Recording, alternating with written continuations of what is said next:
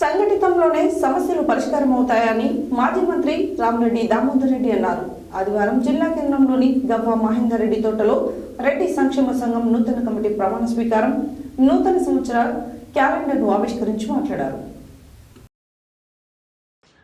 ఆదివారం జిల్లా కేంద్రంలోని గవ్వ మహేందర్ రెడ్డి తోటలో రెడ్డి సంక్షేమ సంఘం నూతన కమిటీ ప్రమాణ స్వీకారం, నూతన సంవత్సరం 2024 క్యాలెండర్ను మాజీ మంత్రి రామిరెడ్డి దామోదర్ రెడ్డి ఆవిష్కరించి మాట్లాడుతూ సంఘానికి ఐకమత్యమే బలమన్నారు.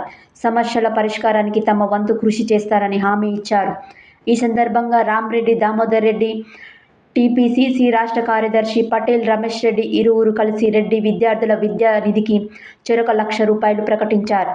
ఈ కార్యక్రమంలో నాయకులు కొప్పుల వేణారెడ్డి, గవ్వ మహేందర్ రెడ్డి, ఏనుగు మధుసూదన్ రెడ్డి, రెడ్డి సంక్షేమ సంఘ అధ్యక్షులు గోదాల రంగారెడ్డి, ప్రధాన కార్యదర్శి చినుమల సునీల్ రెడ్డి, కోశాధికారి చినుమల శ్రీనివాస్ రెడ్డి, కొండపల్లి వెంకట్ రెడ్డి, పులిచింతల జనార్దన్ రెడ్డి, భూమిరెడ్డి, మురళీధర్ రెడ్డి తదితరులు పాల్గొన్నారు.